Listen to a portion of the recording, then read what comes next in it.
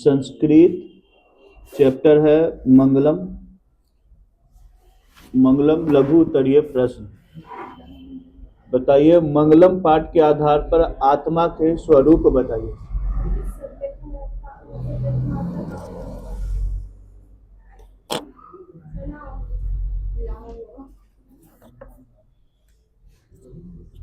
फिर से मंगलम पाठ के आधार पर आत्मा के स्वरूप बताएं। सत्य की महत्ता का वर्णन करते हुए महर्षि वेदव्यास कहते हैं कि सत्य की जीत होती है, सत्य की नहीं। और मोक्ष प्राप्त करने वाले ऋषि मुनि ही सत्य का ही रास्ता प्राप्त करते हैं। सत्य को प्राप्त करने के लिए देवलोक का रास्ता चुनना पड़ता है और देवलोक ही सत्य का भंडार है। उपनिषद में किसका वर्णन है? उपनिषद में दर्शन शास्त्रीय सिद्धांतों का वर्णन किया गया है। इसमें सर्वत्र परम पुरुष परमात्मा की महिमा का गायन किया गया है। मंगलम पाठ के आधार पर आत्मा के स्वरूप का वर्णन करें। तो पहले क्वेश्चन रखते हैं, छोड़ो। अगला, आत्मा का स्वरूप कैसा है? यह कहाँ रहती है? आत्मा अणु से भी अणु है और यह मनुष्य के महान से भी महान है और यह मनुष्य के हृदय रूपी गुफा में अवस्थित है। विद्वान परमात्मा के पास क्या छोड़कर जाते हैं? जिस प्रकार बहती हुई नदियाँ अपना नाम और रूप को छोड़कर समुद्र में मिल जाती है, उसी प्रकार विद्वान भी अपना नाम और रूप को छोड़कर परमात्मा में एकाकार हो जाते हैं। नदी और विद्वान में क्या समानता है? नदी अपना नाम और रूप छोड़कर समुद्र में मिलती है और विद्वान नदी अपने प्रवाह के अंतिम क्रम में जब समुद्र मिल जाती है तो अपना नाम और रूप छोड़कर जाती है और उसी प्रकार विद्वान अपने को ब्रह्मा में मिलाना चाहता है और इसके लिए प्रयासरत रहता है। अंततः परोपकाराय संता विभूतय के प्रमाण के आधार पर जब वह ब्रह्मा को मिल जाता है तो वह भी अपने रूप और नाम को त्याग देता है और ब्रह्ममय हो जाता है। ठीक है। महान लोग संसार रूपी सागर को कैसे पार करते हैं? ज्ञानी का जीवन प्रकाशमय और अज्ञानी का जीवन अंधकारमय होता है। और जो इस ज्ञान और अज्ञान के बीच के रहस्य को समझ लेता है वो हमेशा के लिए मृत्यु के भय से मुक्त हो जाता है। पुनः इस जन्म मरण के चक्कर में नहीं पड़ता, अर्थात इसकी आत्मा परमात्मा में एकाकार हो जाती है। विद्वान मृत्यु को कैसे पराजित करता है? विद्वान पुरुष अपने से दूसरे पुरुष को अधिक ज्ञानी मानते हैं और इसी त्याग में विद्वान पुरुष मृत्यु को अपने बस में कर लेते हैं और वो मृत्यु से। ठीक है। मंगलम पाठ का 5 वाक्यों में वर्णन करें। मंगलम पाठ का पहला श्लोक ईशावास्य उपनिषद से संकलित है और दूसरा श्लोक कंठोपनिषद से संकलित है और तीसरा श्लोक मुंडकोपनिषद से और चौथा भी मुंडकोपनिषद से और पांचवा श्वेताश्वतरोपनिषद से संकलित है। ठीक है। चैप्टर 1 बढ़िया से याद है। चैप्टर 2 भारत महिमा। भारत भूमि किनके द्वारा सेवित है? भारत भूमि पर्वत, झरनाओं और समुद्रों द्वारा। भारत भूमि कैसी और यहाँ कौन रहते हैं? भारतवर्ष अति प्रसिद्ध है और यह ममतामयी है। हमारी मातृभूमि कैसी है?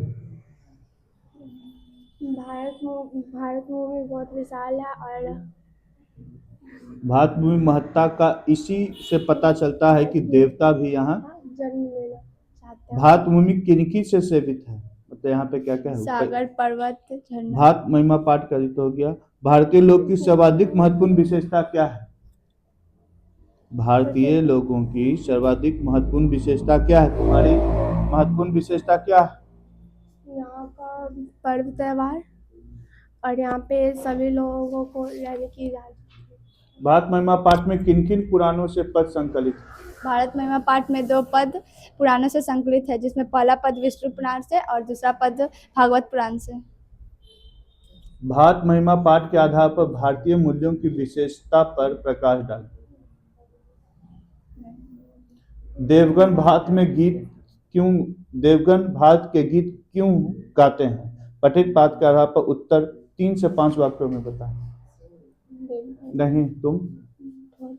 अगला चैप्टर नीति श्लोका याद है? अपनी प्रगति चाहने वालों को किन किन दोषों को त्याग देना चाहिए? अपनी प्रगति चाहने वालों को निंदा, क्रंदा, भय, क्रोध और दीर्घ दीर्घ आलस्य सूत्रता और और दीर्घ आलस्य को सूत्रता, इन 6 दोषों को त्याग करना चाहिए। पंडित किसे कहते हैं? जिसके कर्म को सर्दी, गर्मी, डर, भय, उन्नति अवनति को बाधा नहीं डालते हो, और उसे ही पंडित कहते हैं। इतना ही नहीं, वे जीव के रहस्य को भी समझ लेते हैं। मूढ़चेता नराधम किसे कहते हैं? नीच मनुष्य का अभिप्राय नीच जाति में जन्म लेना नहीं होता है, और सत्य और असत्य सत्य और असत्य का संकलन ही संलग्न रहने वाले मनुष्य भी नीच श्रेणी में नहीं आते हैं। जो बिना बुलाए किसी सभा में प्रवेश करता है और वो बिना पूछे हुए बहुत बोलता है, नहीं विश्वास करने वाले पे भी बहुत विश्वास करता है, ऐसे मनुष्य हैं नीच श्रेणी में आते हैं। संपन्नता चाहने वालों को किन किन दोषों को छोड़ देना चाहिए? 6 गो है, तो ही बता दो कौन कौन। काम, निंद्रा, तंद्रा, भय, क्रोध, भय, आलस्य और दीर्घ सूत्रता। नीति श्लोक का पाठ में मूर्ख किसे कहा गया है? नीति श्लोक पाठ के अनुसार मूर्ख उस व्यक्ति को कहा गया है जो बिना बुलाए वो आ जाता है। अगला नीति श्लोक का पाठ का एक श्लोक बताइए। तत्वज्ञ सर्वभूतानम योग्य सर्वकानम उपाज्ञो मनुष्यानाम नर पंडिता उच्यते। इस परिस्थिति में धर्म की ही रक्षा क्यों करनी चाहिए? हर परिस्थिति में इस परिस्थिति में धर्म की कहा गया है कि स्वधर्मे निर्धनम श्रेय, अर्थात अपने धर्म को रक्षा करने में अगर मृत्यु भी हो जाए तो वह श्रेष्ठ है। इस संसार में कैसे लोग सुलभ और कैसे लोग दुर्लभ हैं? सतत बोलने वाले लोग प्रियवादी होते हैं। मतलब जो तुम्हारे मुंह पे पूरा बुराई कर रहे हैं, हाँ। वो आसानी से मिल सकता है। जो मुंह पे ही बुराई करें, तुम्हारी कमियों को बताएं, वो काफी दुर्लभ से मिलते हैं। ठीक है। नरक के द्वार नरक के द्वार कौन कौन से हैं? काम, क्रोध और लोभ। मूर्ख तो हो गया, नरक के हो गया। कुल की रक्षा कैसे होती है? सदाचार से। ठीक है।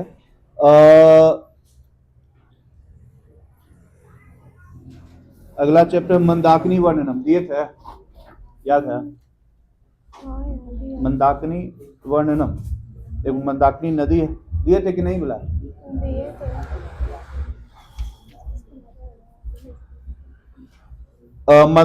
मंदाकिनी के जल के कैसे ऋषिगण स्नान कर रहे हैं?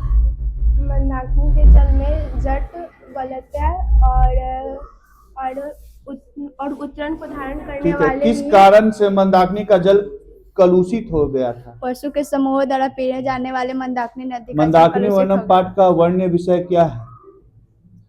किसके द्वारा रचित है बताओ? वेद व्यास की वाल्मीकि।